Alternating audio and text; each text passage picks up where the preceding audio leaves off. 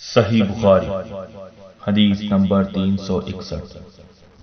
ہم سے یحییٰ بن صالح نے بیان کیا، کہا ہم سے فلیح بن سلیمان نے، وہ سعید بن حارث سے، کہا ہم نے جابر بن عبداللہ سے ایک کپڑے میں نماز پڑھنے کے بارے میں پوچھا تو آپ نے فرمایا کہ میں نبی کریم صلی اللہ علیہ وسلم کے ساتھ ایک سفر غزوہ بوات میں گیا۔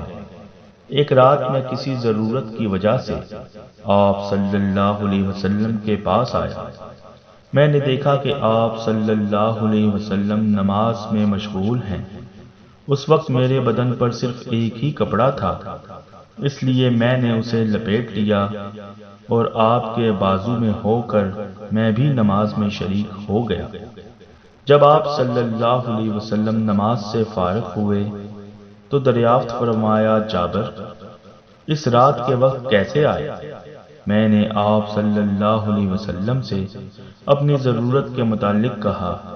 میں جب فارغ ہو گیا تو آپ صلی اللہ علیہ وسلم نے پوچھا کہ یہ تم نے کیا لپیٹ رکھا تھا جسے میں نے دیکھا؟ میں نے عرض کی کہ ایک ہی کپڑا تھا، اس طرح نہ لپیٹتا تو کیا کرتا؟ آپ صلی اللہ علیہ وسلم نے فرمایا کہ اگر وہ کشادہ ہو تو اسے اچھی طرح لپیٹ لیا کر، اور اگر تنگ ہو تو اس کو تہبند کے طور پر باندھ لیا کر۔